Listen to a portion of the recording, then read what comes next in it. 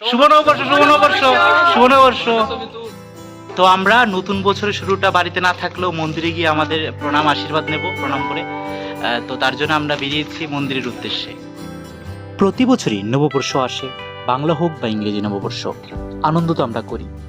কিন্তু এবারের নববর্ষটা একটু অন্যরকম, কারণ এবারে নববর্ষে ছিলাম আমরা হোস্টেলে, পরীক্ষার দরুন আমরা হোস্টেলে ছিলাম, এবং সেই হোস্টেলে প্রথমবারের মতন বন্ধুবান্ধবের সাথে। তো প্রথম আমরা সবাই মিলে মুর্শিদাবাদ বহরমপুর স্থিত শ্রী শ্রী ব্রহ্মকালী মন্দিরে আমরা গিয়ে প্রথম মায়ের দর্শন করলাম। তারপর দিনটা শুরু করলাম, কারণ আমরা জানি বছরের যেহেতু প্রথম দিন, তাই সকলের মঙ্গলার্থে, নিজের মঙ্গলার্থে, পরিবারের মঙ্গলার্থে প্রথমে আমরা মায়ের দর্শন করি, তারপর দিনটা শুরু করি যে যার মতো। মনে অনেক আশা থাকে, অনেক ইচ্ছা থাকে, স্বপ্ন পূরণের আশা থাকে, সব কিছু যে যার মতো মাকে জানাই, মাকে বলি যদি মা পূরণ করে। তো এই ব্রহ্মকালী মন্দিরে আমরা সবাই মিলে ছিলাম। তারপর মন্দির থেকে চলে গিয়ে আমরা হোস্টেলে গেলাম।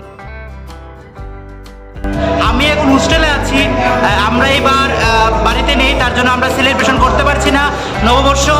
ভাবছি এটা বলবো, আমরা বস বাঙালি, আমরা হোস্টেলে থাকি আর বাড়ি থাকি, আমরা মজা করবোই।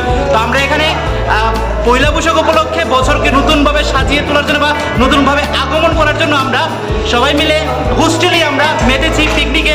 তো আমাদের শেফ একজন সুস্মিতা দি, এবং আছে এখানে আমাদের শিলাদি, দুজন খাসি নিয়ে ব্যস্ত, খাসির মাংস রান্নাতে ব্যস্ত, এবং তার সাথে রয়েছে আমার বন্ধু বান্ধব সবাই মানে অধীর আগ্রহে বসে আছে পিকনিকে। বিউটি আর হচ্ছে প্রেমে ব্যস্ত। নতুন বছর কেউ প্রেম করে শুরু করছে, কেউ মুখ লুকিয়ে শুরু করছে, কেউ রান্না করে শুরু করছে, এবং আমাদের বিপ্লব দা, সবার বড় বিপ্লব দা, এবং এই যে আমাদের আশিক ভাই মোবাইল নিয়ে ব্যস্ত, এবং আমাদের সাগর ভাই। এই যে আমাদের সুস্মিতা দি রান্নার দায়িত্ব নিয়েছে, তার সাথে রয়েছে আমাদের শিলাদি, এবং সবচেয়ে গুরুত্বপূর্ণ মানুষ আত্মদীপ দা। মানে পুরো প্ল্যানটাই আত্মদীপ দার, এবং আমরা সকলে মিলেই প্ল্যানটা করেছে, কিন্তু মদত যে দিল আত্মদীপ দা, যে ভরসা দিল।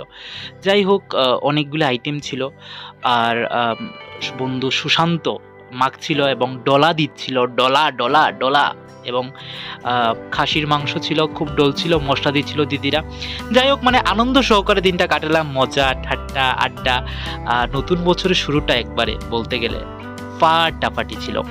মানে নতুন বছরটা এইভাবে শুরু হবে ভাবিনি, কারণ বাড়ির দূরে ছিলাম, বাড়ি থেকে দূরে ছিলাম, প্রত্যেকবার ফ্যামিলির সাথে দিনটা কাটাই, কিন্তু এবার প্রথমবার সুযোগ হলো বন্ধুদের সাথে কাটানোর। তারপর সকলে প্রস্তুতি নিচ্ছিল রান্না করার। তো ওই মাখামাখি চলছিল, এদিকে দিদিরা পেঁয়াজ আলু এগুলি কেটে রেখেছে। তো তারপর সবাই তদারকি শুরু করলাম রান্না বান্নার দিকে, যে যার মতন হেল্প করছিলাম রান্না বান্নার জন্য। বাঙালি পয়লা বৈশাখ মানি আজকে খাওয়া দাওয়া আড্ডা, খুব মজা। কিন্তু আজকে আমরা বাড়ির অনেক বাইরে আছি, মুর্শিদাবাদে আছি, তারপরেও আমরা পয়লা বৈশাখটা মিস করবো না। সবাই মিলে আমরা যারা হোস্টেলে রয়েছি সবাই মিলে নিজের হাতে রান্না করবো, তারপর আমরা সবাই মিলে খাবো। এটাই আমার আজকের দিনের পয়লা বৈশাখের আয়োজন। পয়লা বৈশাখের ফিলিংস কি? তুমি তো বাড়িতে নেই, তোমার ফিলিংসটা বলো। আমি যেখানে যাই এখানেই মজা করি, এখানেই সব করি। আচ্ছা ঠিক আছে, সব করো। সব বলতে কি করো? সব বলতে কি করো? আচ্ছা দিদা, আমার আজকের পয়লা বৈশাখ নিয়ে তোমার ফিলিংসটা কি বলো? এসব কিছুই জানো ভাই। আজকের পয়লা বৈশাখ নিয়ে আপনাদের ফিলিংস কি? আপনার দাড়ি চুলকাচ্ছেন কেন? শেষ, আচ্ছা ঠিক। আমরা কিন্তু যেহেতু আজকে পয়লা বৈশাখ, আমরা বাড়িতে নেই কেউ, যেহেতু আমরা এখানে আছি কলেজে, সবাই মিলে আনন্দ করছি, দাদা দিদিরা মিলে। তাই এটাই আমাদের পয়লা বৈশাখ আজকে এই বছরের জন্য, যেহেতু আমরা এখানে খুবই ভালোভাবে আনন্দ করছি সব মিলে। এটাই আমার। তুমি আজকে পয়লা বৈশাখ নিয়ে কি ফিলিংস বলো? বিউটি মেন কথা হচ্ছে খাসি মুখে দিয়ে লুকিয়ে খাচ্ছে মাংস, তার জন্য কথা বলতে পারছে না। আজকের দিনে ফিলিংস কি আজকে পয়লা বৈশাখ নিয়ে?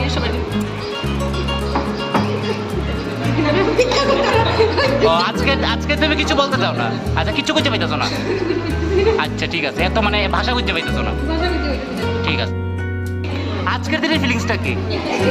আজকের দিনও আসি ঘুমিয়ে যাবে, ঠিক আছে। ফিলিংস কি আজকের দিনে? কিছু বলার নেই, কিছু বলার নেই, কিছু বলার নেই। উপলক্ষে কেমন লাগছে? আমরা আজকে এবার আছি। ভালো লাগছে। আচ্ছা, কি বলবে বলো পয়লা বৈশাখ নিয়ে? সব অনুষ্ঠান করছে ছেলে মেয়েরা, এটাই আনন্দ। ঠিক আছে। ঠিক, পয়লা বৈশাখে কেমন লাগছে? আমরা এবার রয়েছি। ভালো করছে, ভালো লাগছে। না বড় হোক পয়লা বৈশাখে, এটা আমি চাই। আশীর্বাদ করি, তোমরা চাকরি বাকরি করো, হ্যাঁ, আমাদের দেখবা। এটাই। আপনারা ভালো থাকবেন। হ্যাঁ, ভালো থাকো। ফিলিংস কি বলবো, খুবই অসাধারণ।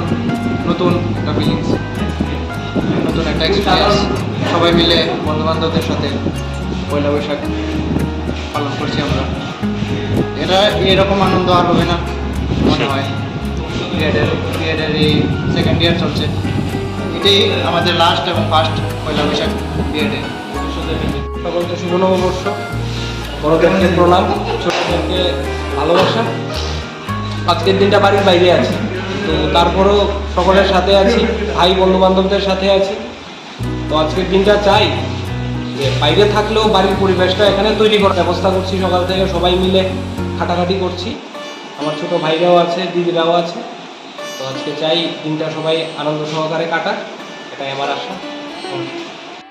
সবাই সবার মতন অভিজ্ঞতা শেয়ার করলো। তারপর শুরু হলো রান্না বান্না, কারণ দুপুরে সবাই মিলে খাবো। দেবজিৎ রান্না করছে, আলু ভাত ছিল এবং দিদি আলু দিচ্ছিল, মানে সকলে মিলে। মাংসটা একজনে না, অনেকজনে মিলে রান্না করলাম। অনেকের হাতের ছোঁয়া লাগলো। কখনো দেবজিৎ রাঁধছিল, কখনো আমি হাত লাগাচ্ছিলাম, কখনো সুস্মিতাদি হাত লাগাচ্ছিল। মানে কি বলবো, কিন্তু ক্রেডিট গোজ টু সুস্মিতাদি মানে এবং শিলাদি, তারা রান্না করেছে পুরোটাই। আমরা শুধুমাত্র অল্প সামান্য হেল্প করলাম আর কি। সব কিছুই তাদের মশলাপাতি সব কিছুই মানে তাদের দেওয়া ছিল আর কি, একুরেট। অর্থাৎ তরকারিতে যা যা দেওয়া প্রয়োজন সব কিছুই তারাই বুঝে শুনে দিল। আমরা একটু মানে তরকারিতে হাত লাগালাম শুধুমাত্র, এইটুকুই আর কি। এই হচ্ছে আমরা বাঙালি, যেখানে থাকি না কেন পিকনিকের মতন আমরা করে আজকে পয়লা বৈশাখটা আমরা পালন করছি বন্ধু বান্ধব দিদিদের সাথে। তারই দৃশ্য তোমাদের দেখাচ্ছি। মানে আমরা যেখানে থাকি না কেন, আমরা বাঙালি বস, সবখানে আমরা বানিয়ে নিই। যেই রান্না করুক না কেন, মানে ফিলিংসটা দারুণ ছিল। সকলে মিলে একসাথে এক জায়গাতে, মানে ভাবতে পারিনি এবার আমরা সবাই মিলে দিনটি এত ভালোভাবে মানে উদযাপন করব। এবং মন খারাপ হচ্ছিল শেষবার, প্রথমবারও এটা বটে। যাই হোক, সবাই খাওয়া দাওয়া শুরু করে দিয়েছিল এবং সবার মানে এক্সপ্রেশন ছিল দারুণ, কারণ রান্না একেবারে দারুণ হয়েছে। তার জন্য সুস্মিতা দি এবং বাকি যারা রয়েছে সবাইকে তো অসংখ্য ধন্যবাদ। নববর্ষ মানে বাঙালিদের দই মিষ্টি, এবং আমাদের শেষ পাতে ছিল এই দই মিষ্টি। এইভাবেই কাটলো আমাদের পয়লা বৈশাখ। আমরা এখন বাড়ির উদ্দেশ্যে রওনা দিচ্ছি।